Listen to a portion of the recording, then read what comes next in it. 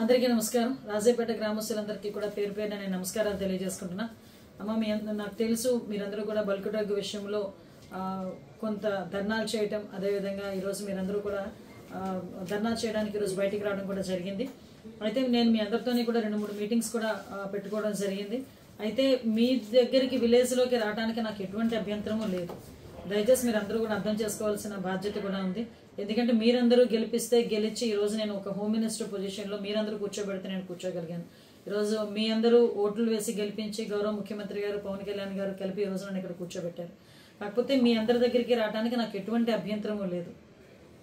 కేవలం అసెంబ్లీ సమావేశాలు జరుగుతున్న కారణంగా మాత్రమే నేను మీ దగ్గరికి రాలేకపోయా.